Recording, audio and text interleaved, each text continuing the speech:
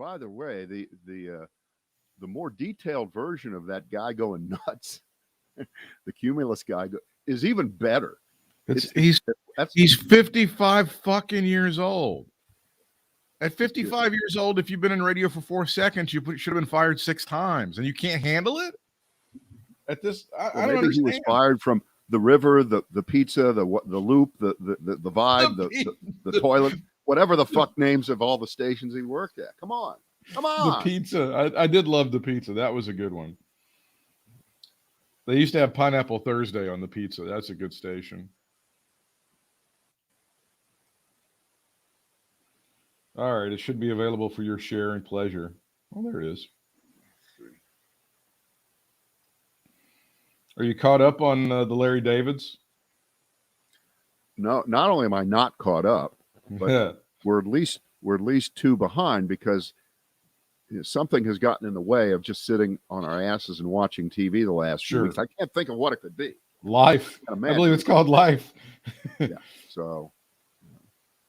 But the good news is this is creating a backlog of good shit. So yeah, there's some good stuff. That's all I can say.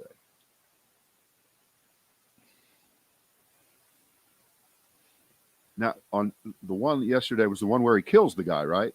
Well, it's more than one guy, but yeah.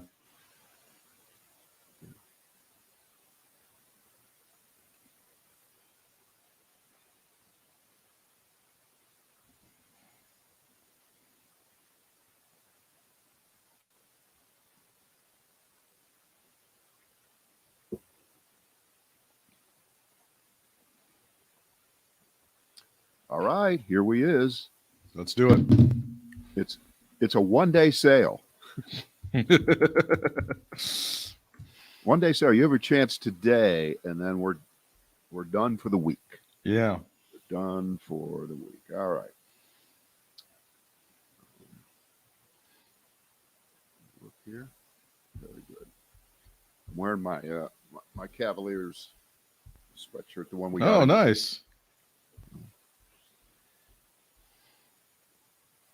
Sports has really gone uphill ever since then in Cleveland. It's true. It's really been a good time. All right, it's the Brad and Britt cast for this day and really for this week. It's one and done, as they like to say in college basketball. Our only Brad and Britt cast for this week. So as a result, we're going to go 7 hours today. 7 hours. That way you only have to listen for an hour, and you'll have something fresh. So let me begin with, this is the fall of WZTK. We'll go into granular detail on exactly why that radio station hit the shitter. You've wanted to know it for 9 years now. Actually, you haven't. By the way, I was listening. Clark Howard, our old friend Clark Howard, now has been reduced to a podcast. Also, okay, reduced. Yeah. Well, it's true. I mean, he doesn't. He tries not to present it that way, right?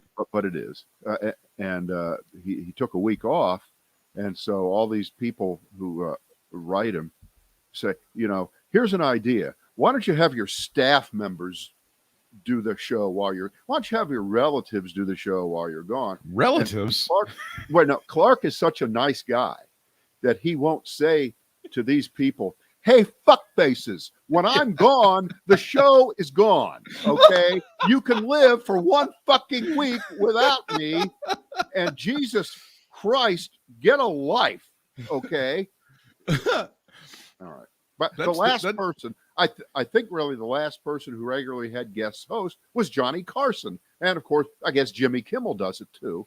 But other than that, no one in radio. That's it. It's over. It's done. Forget it. Podcast? Yeah, substitute podcasters. Holy shit. There aren't enough podcasts for you to listen to besides the one.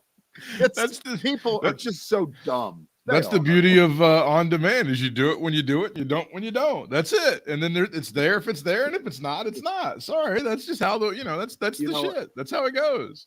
It's nice to start off with something too stupid to talk about, and I guess it's too stupid. Here's a guy that's too stupid to talk about. Steve Bannon surrendering himself to the popo because he decided that he didn't want to go ahead and he wanted to be in contempt of Congress over a subpoena. I believe Steve Bannon feels that this is a way to embellish and improve his brand. He's not really taking the legal jeopardy he's putting himself in very seriously, in my opinion, Brad. Would you agree with that? No. You think he thinks he's in trouble? No, he doesn't care. No, that's true. He does not care about this. And I read a piece earlier today from David Frum. You know who David Frum is? Sure. Smart guy, writer. I think he was in one or two Republican administrations, but he was never on the Trump train. He never fell for that shit. So good for him. Right. And he's written a piece. You can see it in the Atlantic. It's a short one. It's not a long one. But he is making the case that, and we saw an example of it in the last few years when all these other times when we thought there were legal issues that were about to swallow up Trump and his cronies, and they wiggled out of them every time. Robert Mueller, the impeachments, and the rest.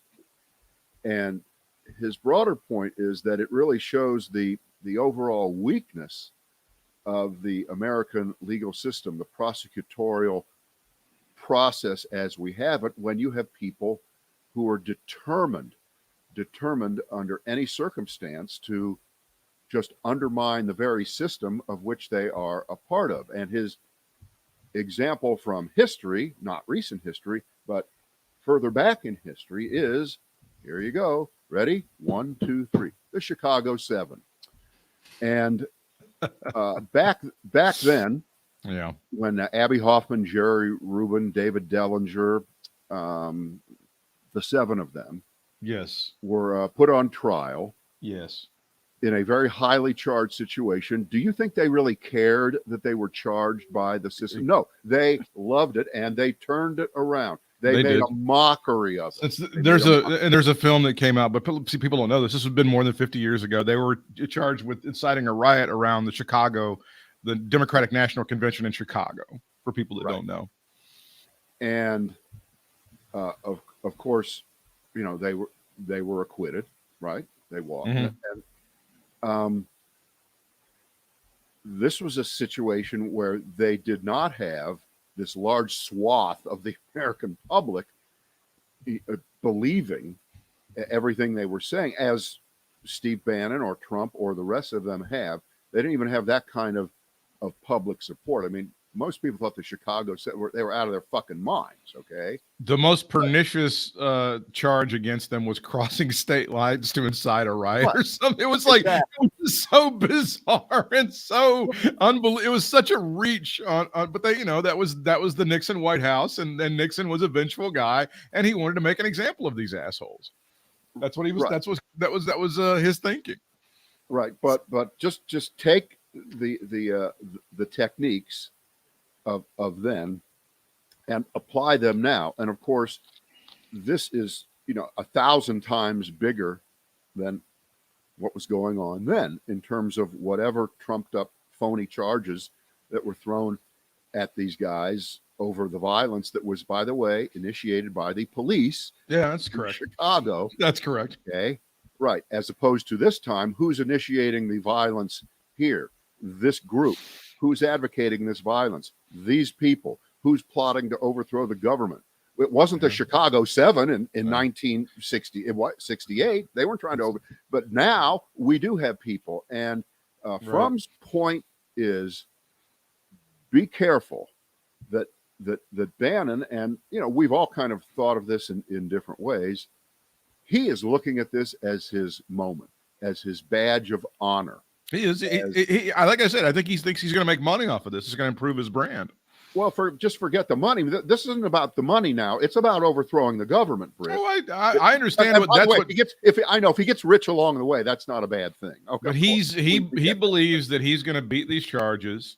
He believes they can run out the clock. The Republicans will continue to minimize what he did. He won't be convicted. He'll come out the other side, and he can sell, you know, Steve Bannon brand ivermectin and make a shit ton of money next year. Right. Now, I'm not sure this is the best business strategy to get indicted, by the Justice Department, assuming you're going to beat the rap so that you can come out on the other side with more money. This is another case. He's 67 years old. Who knows what his royalty check is from being part of the whole Seinfeld. Who knows? Yeah. And we always ask ourselves, what, you don't have enough money? So yes, I just agreed. Those episodes famously. But they just popped up on Netflix, so he's got like a whole bunch of money. But yeah, I think that's right. He's a martyr to a group of people. There's a section of America that believes this man's a martyr. I mean, you do understand that, right? Well, the worst part of what you said is he's a martyr either way. If he's convicted, he's a super martyr, right? But if he's not convicted, it's just, the government. It's the man. It's the establishment coming down on people who, when you really strip it all away, they just want to make sure that our elections have integrity and the voters can have confidence in our election. That's all they wanted, right? That's all that matters. And why are we so angry at that? Why are we so?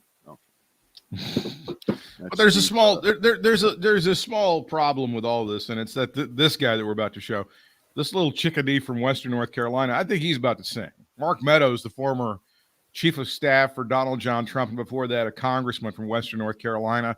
I think he's about to jump off the Trump train. I think he's about had enough, and I think he's going to start singing. This is your guy right here.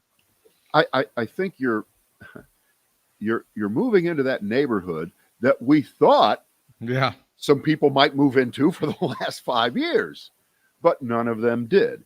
And we can talk about, and it's hard to believe that there's so much more to know, but there always is on every subject, and a whole tranche of new shit that, of course, justifies everything that all of us thought about the lies that the administration and Trump and what the CDC was forced to say during those early months of the coronavirus. It wasn't just true. It was super true. It was worse than we thought.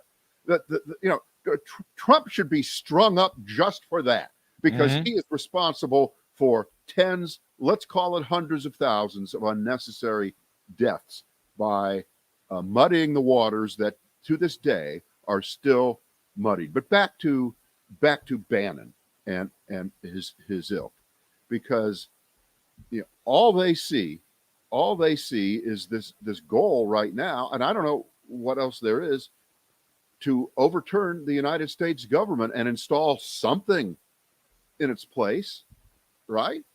Well, but this is wait a minute. But this is classic. This is classic republicanism. This is like when they wanted to overthrow and have regime change in Iraq. They didn't know what was going next. They just wanted to get rid of the Iraqi government, right? And that was one of the great failings of the mission in Iraq, right? Whoa, hang on. I'm getting myself a headache there thinking about that. I'm thinking hard, but I think you may be onto something there, son. That's republicanism. We love regime change. We just have no fucking idea what's coming next, and we don't want to think about what's coming next. But that's us, and you're exactly right. That's what they're thinking about, and we're getting down. It's getting down to nut cutting time. Again, I don't know if that's a Southern expression or what that is. It's getting down to nut cutting time here. Eventually, you either want to make yourself into this martyr, and it's not even a joke anymore because you're going to go to jail. So you either want to do the bidding of Donald John Trump. This is literally the hill you want to die on. Mark Meadows, Steve Bannon, everybody else. Or you go, hey, stop the train. I've had enough. This is what happened. We planned this, that. It was wrong. It was bad. I don't want to go to jail for the rest of my life. I don't want this by my name. Please let me cut whatever deal I can right now. And that's what you're staring in the face right now. This is this is such circular psychopathic thinking and an argument that feeds on itself, in that, just in the last, 10 days, you've seen the threats of violence against, 12 Republicans who, committed the cardinal sin of voting for the infrastructure bill. Voting for roads and bridges Right. and internet. Remember, they've had their lives threatened, their families threatened, probably their pets threatened for clearly doing the right thing, for clearly doing the thing that Donald Trump, 56 times, including the time at the White House when he got into the big and stupid truck and went, and blew the horn like he was a 6-year-old. It was infrastructure week over and over again. This is very similar legislation, I am sure, to what was out there then that never passed, that Republicans would have cheered from now to the end of the earth had it ever been able to get through. But for some reason, it just didn't, even when the Republicans controlled the entire Congress, right? And they couldn't get it done. They couldn't get it done. So now we've reached the point where 90% of Republicans, more than 90%, have said it is better to keep the physical infrastructure of the country as crappy as it is and not invest in it. It's better to do that. It's better to punish their own citizens, state by state, county by county, road by road, railroad station by railroad station, and airport by airport. It is better to punish your own constituents, your own voters, than it is to allow a victory politically for Joe Biden as he signs that piece of legislation on this day, Monday. That is now the worst thing that can happen in America, and only Republicans are there to stand in between Joe Biden and a political victory. Never looked at as a win for the American people. Never looked at as how the fuck are we ever going to compete with China if our airports, look like 1952? How are we ever going to? Okay, so they're a nihilistic, hate America. Right. Power only matters, winning elections at any cost with any means necessary, cheating, gerrymandering, suppressing, doing whatever it takes to just win, baby. Apologies to the Oakland Raiders. How dare you? Who didn't just win, baby? But I don't recall the Raiders trying to punish their own fans in pursuit of victory. Okay, they did not do that. So let's give one. We'll give one to the old Oakland Raiders. This is like the Republic. It is better to have 100 people die on a collapsed bridge, falling in the river and drowning, than it is to give Joe Biden one victory. That's kind of what they're saying. Absolutely, you have to. You got to go there. You have to believe that. And here we all are just caterwauling about this and whining about it. And meantime, they're stepping up the voter suppression and the gerrymandering to an 11 on the 10 scale, including right where we are. This is a state that is 52-48 in the total number of votes in congressional elections or so, and yet gerrymandering 10 out of 13 Republican. That's not good enough for them. They won 11. They won 11 out of 13, or is it now 14? They want to keep that percentage that's so disproportionate. North Carolina is one of the worst states for this. It's like Ohio or Wisconsin or Pennsylvania this way, and that they keep doing it. And Steve Bannon is kind of, at one level, a patron saint of this technique, and is one of the modern fathers of it in a way. He really is. And the fact that no matter what happens, he's not going to be spilling the beans, because apparently even if he gets convicted, it doesn't compel him to talk. They're not going to get the information out of him like any good. And by the way, again, Godfather 2 is always on TV, and yesterday it was on Showtime, so that was good. I didn't have to put up with the stupid commercial break. Right. And I had not watched the last hour and a half of it all the way, because usually I just catch little parts of it. And upon seeing that, and upon seeing what was willing to be done on behalf of the Godfather Michael by all these, there is not that much of a difference between that great movie and the attitude that Donald Trump has been exhibiting for 50 plus years. And now, as the ex-Godfather, the ex-president, he somehow, some way, still has sway over these people, and we know why, because the voters support him in the base. We know all that. So let's but there's something so wrong with that, and that's where the comparison to Nixon completely breaks down. There were not people pledging their loyalty to whatever Richard Nixon was ever going to say again after he left office. It was over. That was it. You're done. You're done. Once they went to jail, that really sobered them up. It really showed them like 42 people. Right. 42 people in his administration went to jail, and almost every one of them, I think, after Nixon left office. So there is a precedent for that, except here's the problem. The Congress went Democratic after Nixon lost. And now we're in a position completely the opposite of that, where if you believe the conventional wisdom, and why not? That's why it's conventional wisdom, because you're supposed to believe it, that a Republican landslide is just 12 months away. We're just 12 months away from that. They're going to control everything. All the investigations will stop. Game over. And they're going to run the place, and we're going to turn into Bulgaria or Hungary, right, or Belarus or any of these other fucked up places with autocratic dictators, as Joe Biden has led to the gallows or something of that sort. And you've already seen it over the weekend. The Revenge Caucus, that's the entire Republican Party. They are now the Revenge Caucus, working on behalf of the revenge president who wants to conduct a revenge tour and a revenge campaign to get reelected. That could change, but that's where it is right now. There is no denying that.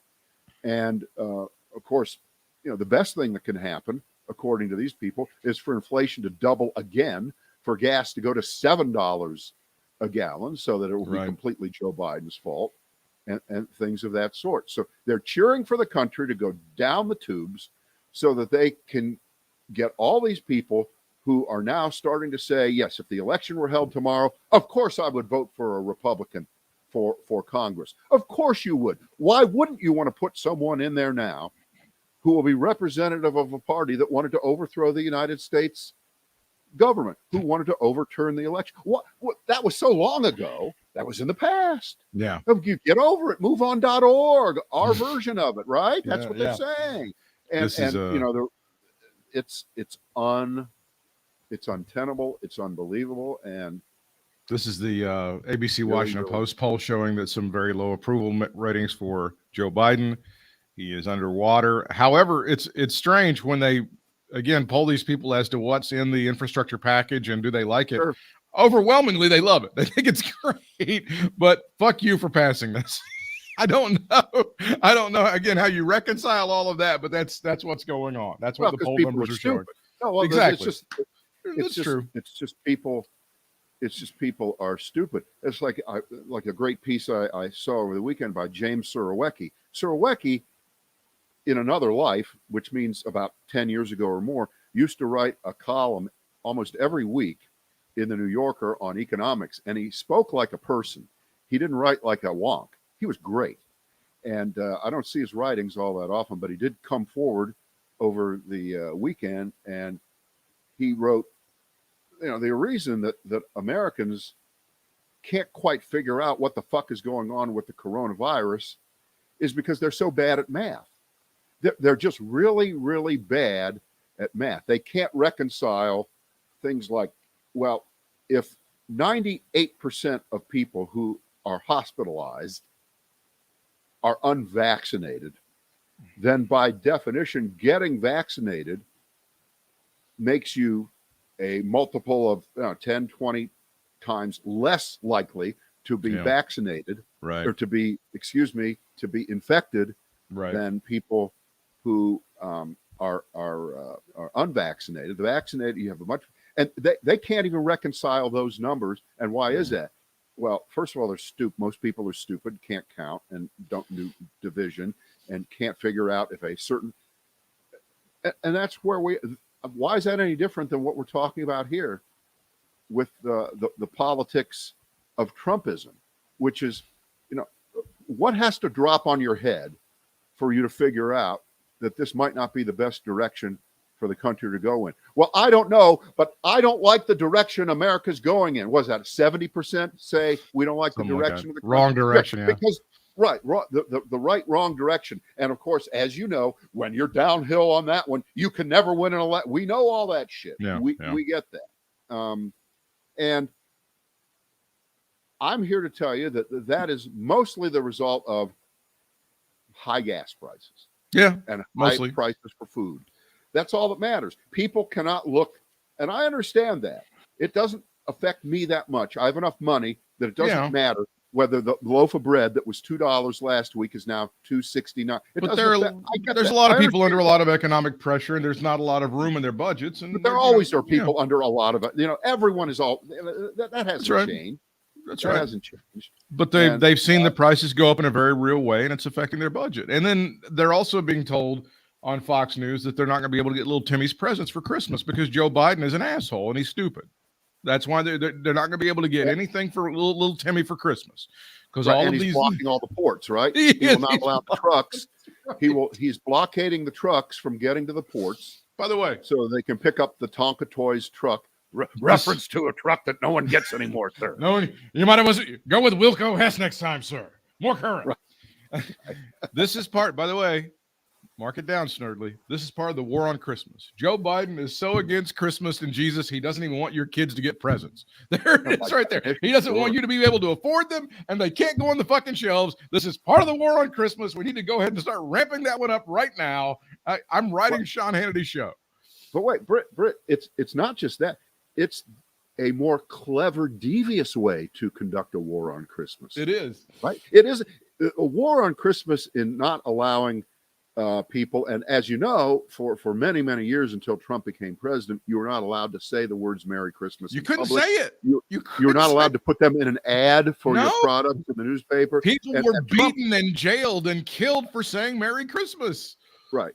And that was an abrogation of the First Amendment, and that stopped under Trump. Now it's back in force again, but that's not enough, okay? Because if you're not allowed to say Merry Christmas, but your kids still get presents, well, that's not getting it done. So Biden and the Socialist Democrats want to just take it all away. So they've killed the supply chains. They have. The price of a Christmas tree is up 40% this year. Do you think I'm just making that number? I'm making that number up, but it's 40%. Right. Do you think the average American family can afford a Christmas tree? No. Joe Biden doesn't want them to have a Christmas tree or celebrate Christmas because he hates Jesus and he wants to kill Christmas, and it's part of the war on Christmas. See, well, here's the funny thing, and I know that I haven't seen yet them do the basket of Thanksgiving food. God, yes. I'm sure is higher this year. Yes, of course. And of course, I'm sure that allegedly the price of turkey must right. Yes. Every store in our area, Britt. Last week it was Harris Teeter. This weekend it was Food Lion. You ready? 29 cents a pound for turkey. So oh my God. I went and bought one last week, and it was like a 14-pounder. So you do the math there. 30. Let's call it 30 times 14. That's $4.20 for a 14-pound turkey. I say that Joe Biden has whipped inflation. USA.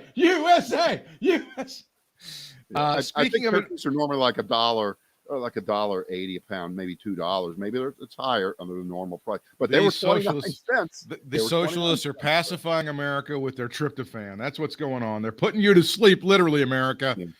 Speaking of inflation, there's a piece that was written by Larry Summers, who was Secretary of the Treasury from 1999 to 2001. I'm tired of him. Jesus, okay, he's tedious.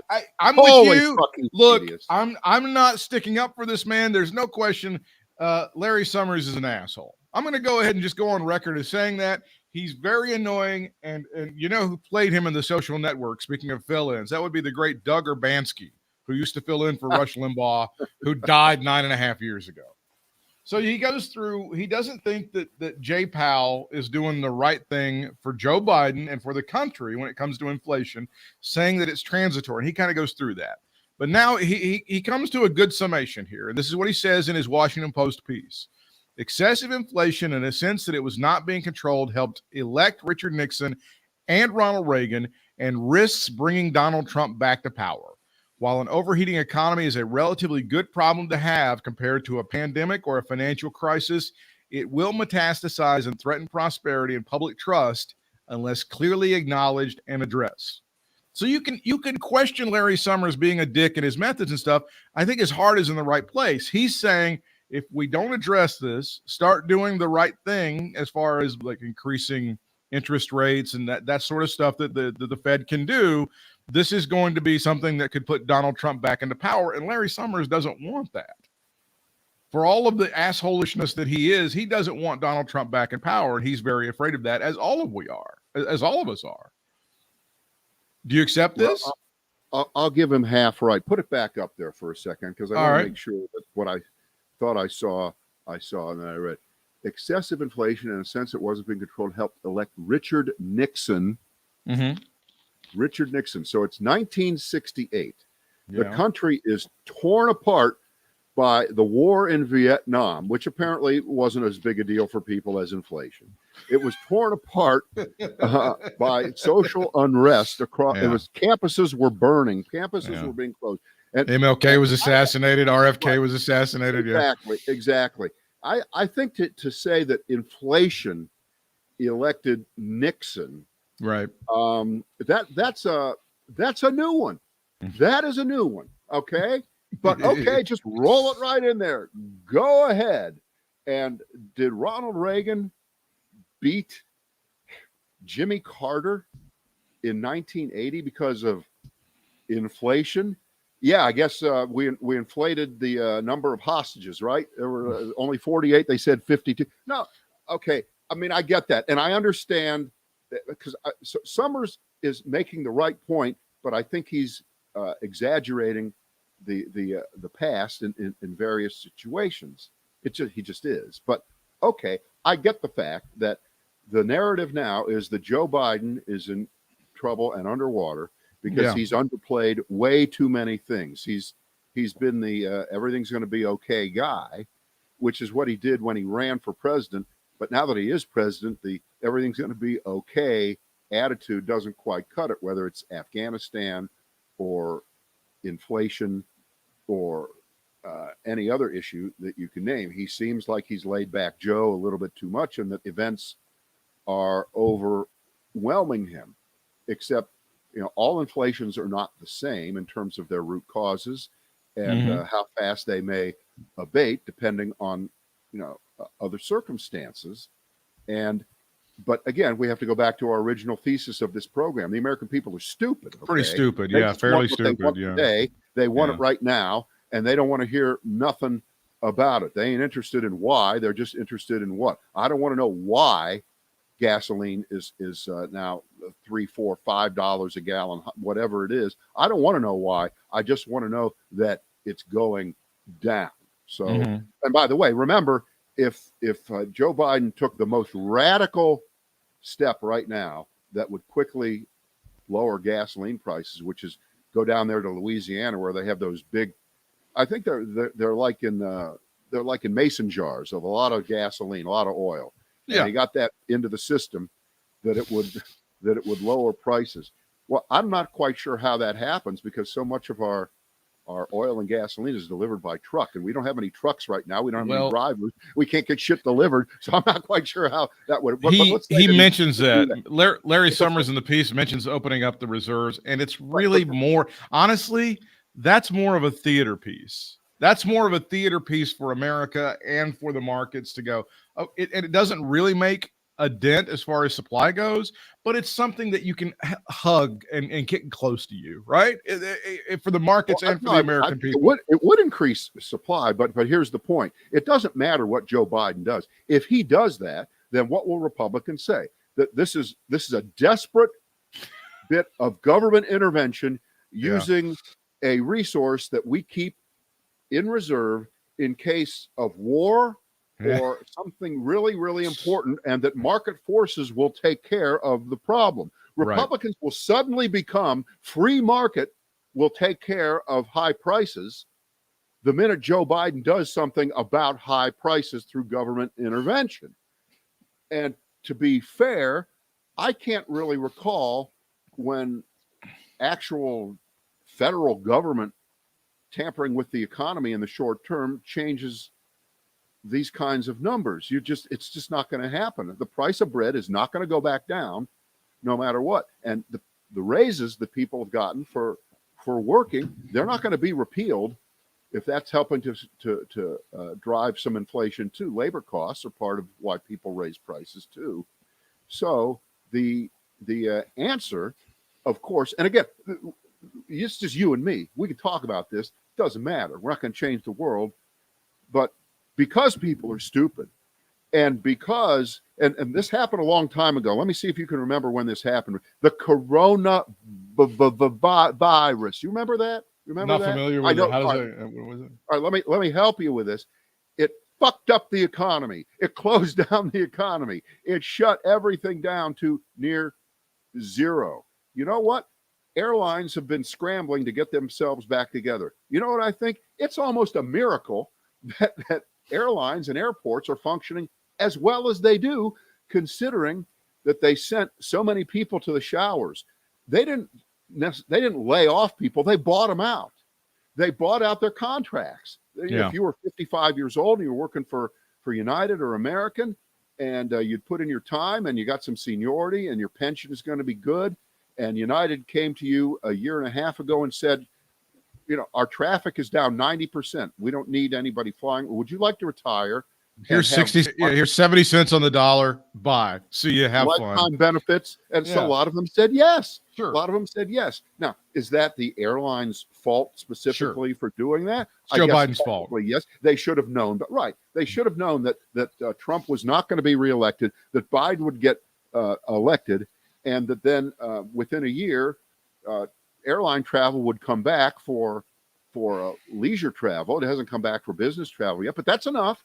That's enough. And now demand is high. So you've had these bottlenecks, and you've had Southwest, and you've had American, you've had Spirit, all have these meltdowns where their whole systems practically collapse over a period of days. So again, and I know this is not going to matter, but most of this shit is not Joe Biden's fault. And that does not matter. I understand. People do not care. But the thought that you voted for Trump against Hillary Clinton, and then you voted for Joe Biden because you actually had the smarts to go, yeah, probably not a good idea to reelect him. And now when they poll you, you say, oh, absolutely, I want a Republican congressman in 2022. There's no doubt, because Joe Biden's fucked up the economy. He can't fix it. I don't know. I don't know what you do. The old phrase from a famous Northeast clothier, particularly advertised often on the great WABC, Cy Sims, guy who made suits. His famous line was, an educated consumer is our best customer. Well, an educated voter would be a good voter. But again, and here we go, Mr. and Mrs. Elitist here. You want to be Mrs. or Mr.? Clearly, we have a lot of uneducated voters. But that's the Constitution. That's the way it works. And who's better at appealing to uneducated voters? Republicans. The Republicans or the Democrats? It's even the Republicans. Right? It's their milk, and I mean it's their lifeblood. That's what they do. You know what inflation really has hit hard is the lease on hotels in Washington, D.C. Look at that inflation on that one. Is this too dumb for us to talk about? Trump is selling the Marquis Washington Hotel for at least $375 million. That's the lease that they're going to be selling, because it actually belongs, the property itself is the old post office, to the federal government. And I don't know if you saw the stories. He's selling it to an investment group that's headed by Alex Rodriguez, the former New York Yankee, the great New York Yankee that everybody hates. And the hotel itself, there are some estimates that it lost at least $70 million over those years that Donald John Trump was in the White House. But now he's going to clean up on this particular lease. I don't know what he paid to lease the property, but he's selling it, and they had a loan, of course, they're going to be paying off, and then hopefully Ivanka will be getting another tiara. I'm not sure if that's going to be the case or not. Yeah, well, we wish Mr. Trump well in all of his future ventures here. I know we don't have a ton of time here, but there is one prayer I have for the next few months.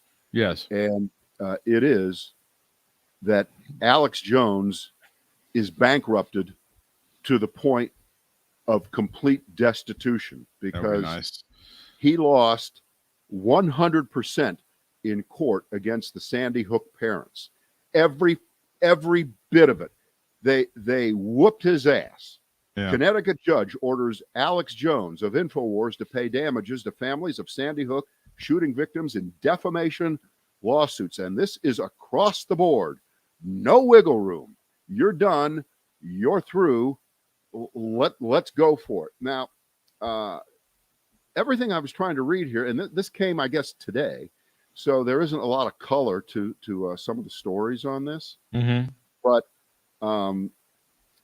they went through some of the kind of spending that Alex Jones was capable of several years ago in a 2018 article about Alex Jones, and this was in the New York Times. It was called, let's see, the title on it. Let's get rid of that, and let's move that up.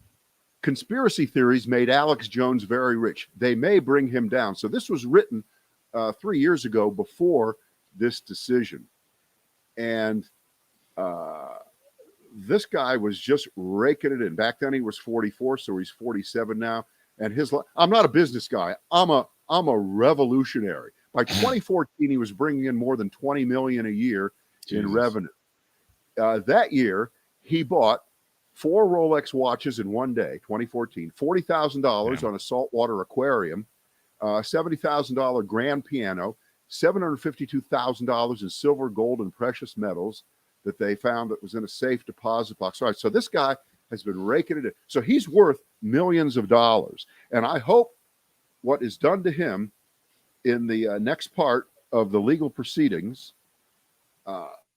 is the same thing that was done to those white supremacist groups out west that were completely dissembled and sued into bankruptcy. And you never heard from at least those specific people again, because no one deserves it more than Alex Jones. No, I do. I one. hope they drive him into bankruptcy. He's forced to live under a bridge that was built beautifully by Build Back America Better by Joe Biden. And so the bridge will not crumble down on top of him and kill him.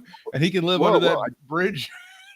No, I disagree. I think he should have to live under a decrepit, falling down bridge, the kind where if you're not careful, pieces of concrete can break out from it and fall down. That's what I don't want him under a spanking brand new bridge. That'd be unfortunate. I want him cooking his pork and beans under a brand spanking new bridge that Joe Biden built, and he lives to a happy, ripe age as people spit on him from the overpass.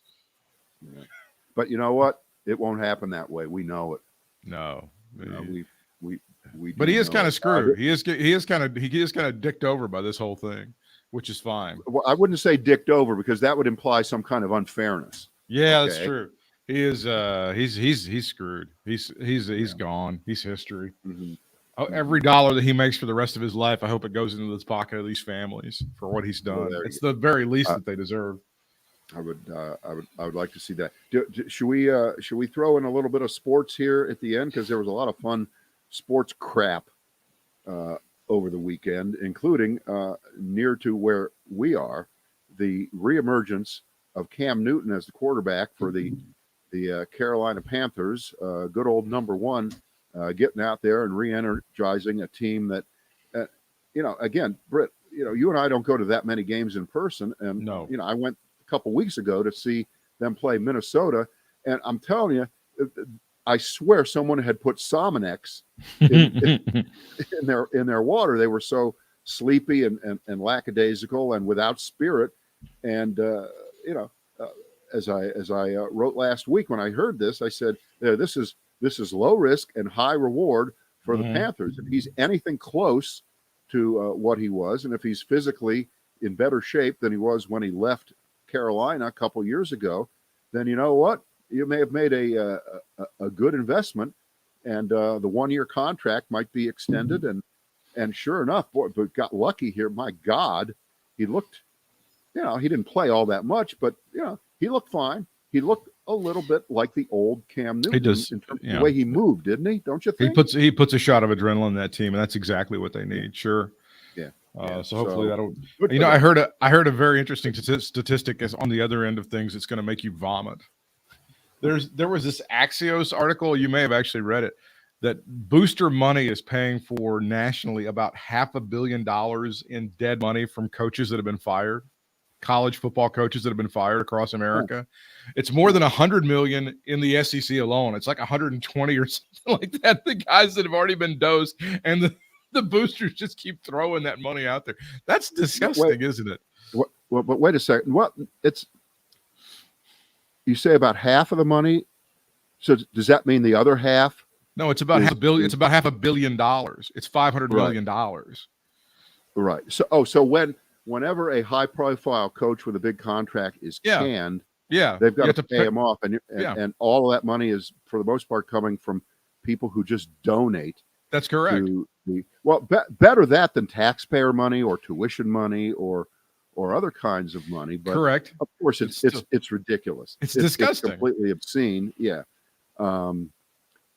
But that may be the least surprising thing, actually, that I can think of. But just think of what a sap you are. Yeah. If you're one of these donors to these university athletic programs, and it's, you're 65 years old, you're a multimillionaire, so you give $100,000 or something every year to good old state university or good old private university, and it turns out that you're really just paying an annuity to someone who isn't even a coach. That's right. Anymore.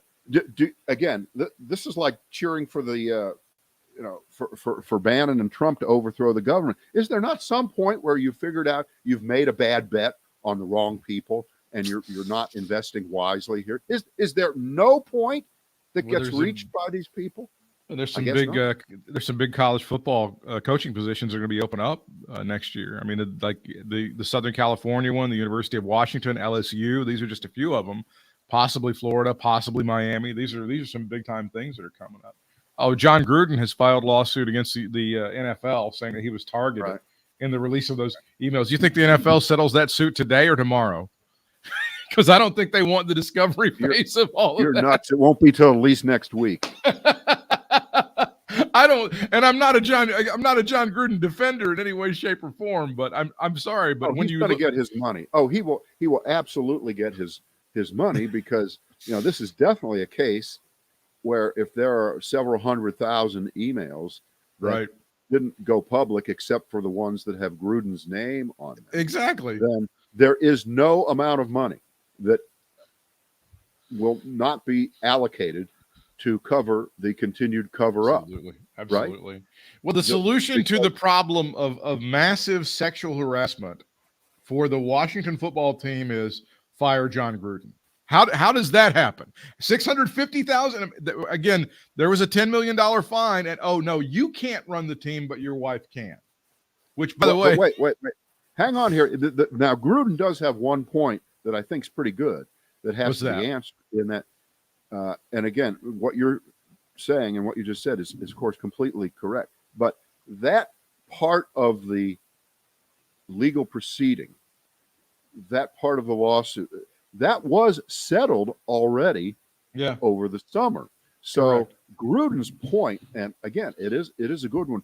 Why is that shit coming out now? Yeah. So, I mean, I don't know how you argue that he isn't correct in saying the only reason that those emails are coming out now is to go directly after him. They're targeting him. So this doesn't distract from what the Washington football team, aka Redskins, and Daniel Snyder and the permissive, rapey atmosphere around that team. This actually puts it back into the public sphere. And again, as you always wisely mention, yes, you settle these lawsuits because you can't have depositions again. You can't have a public airing of grievances here. It's called discovery. discovery. You want to avoid that part of this in litigation. Discovery is absolutely and they can bring in anything. They can bring in if Roger Goodell got syphilis on a trip to the Dominican Republic in 1987, that's going to come up in discovery. And you can't have that out there. That can't be a thing that happens. So yeah, there's this thing has to be settled. And I mean, it has to be settled. Apparently what I'm gathering is John Gruden during his career as a coach, he kind of treated people like shit for a while. And eventually it pissed off somebody enough to where they would dig this stuff up and go after him and try to get him many years later. Now, is that right? Is that wrong? I don't know. I don't think the language that he used was good. I think he disqualified himself from being a coach, et cetera, et cetera. But again, the solution to, wow, that Washington football team, that really is, they're doing some awful things. Well, clearly John Gruden needs to be fired. What? Hey, hang on. That's the solution? Right. And that just makes it more apparent that they're going to make sure that he doesn't ever have to start a GoFundMe page to be able to pay the mortgage here. They're going to pay him off, and there's no doubt about that. Plus, I think they still owed him about $50 million on his contract, and he came to an agreement with the Raiders as to, all right, take this. Before we just take the odiousness of John Gruden in isolation and kind of out of context here, remember, it's the NFL, a cartel of gypsies, tramps, and thieves at best at the ownership and management level, who have been fleecing we the taxpayers for a long time, decades and decades and decades. So it's just because John Gruden's a piece of shit doesn't mean that the other people involved in this are way bigger pieces of shit. And you have to choose. It's quite possible. Right. And as in all these cases, I think was it Keyshawn Johnson, I think, who's pretty open. He's part of this is like with Jerry Lewis, but he treated me nice. And I think Keyshawn Johnson is another one. He never had a problem with. So there are going to be all these people who will say they didn't have a problem with Gruden also. So, but I don't know who's going to step forward that's not, either Jerry Jones or Bob Kraft and say, yeah, everybody Roger Goodell treated me great. That's not going to happen. Did you hear about that meeting they had like about a month ago with Stan Kroenke, the guy that owns the Rams, and he built that fantastic stadium? And Stan Kroenke's deal to the other owners was, I'm going to move from St. Louis to LA. I'm going to build this state-of-the-art stadium. And they're like, that sounds great. No public money whatsoever. And God damn, that sounds awesome, Stan. And you can have the combine there every year, and you can have the NFL Network here. And they're like, holy shit, that sounds good. And when St. Louis sues the shit out of me, you guys won't be on the hook for any of the expenses. When they sue the league and you guys are deposed, I'll take care of all of it. Well, he came to them, his word, didn't he? Right. About 6 weeks ago, they stood up and they go, we're going to need you guys to take some of those legal fees. We're not going to be able to pay those off. All right. I have a watching assignment for you, which won't be hard for you to fulfill if you haven't seen it yet, and I know you like it. Watch the latest Bob Costas thing on HBO, because and again, bring a barf bag, because Bob talks to Jerry Jones for 20 minutes about subjects like this and others, and I had to stop. And I had to take a break in the middle of it because I couldn't take it. Mark Davis was in the meeting, and he goes, we had a deal for this thing over in Carson, California, and we approved it 5-1. But then, Kroenke goes, he's going to pay for everything. And you guys went with his deal. Well, yeah, we went with his deal. Well, without that legal thing, we wouldn't have gone along with his deal. So now that he's reneging on Kroenke wouldn't have indemnified them. Yeah. We would never call him. So let me get this straight. One of these guys lied to all the others. It's just funny that these are the smartest guys in the world, and now all of a sudden they got hoodwinked by this piece of garbage, which I think is fantastic. Right, and of course, then the next, did you have that in writing from him? No, we took his word. We don't need things in writing. Britt, wait till you hear Jerry Jones. Everybody is a fine fellow. Everybody's a good guy. Everybody has integrity. Doesn't matter who. Bob Costas could bring up Hitler's brother. He's a good guy. I knew him. Oh, you should have seen the stew that Hitler's brother could make. It would melt in your mouth. It was so good. He made the stew. Yeah. It was fantastic. Yeah. All right, we'll talk to you guys next week. Next week. This is one and done for this week. And thank you very much. See you then next week.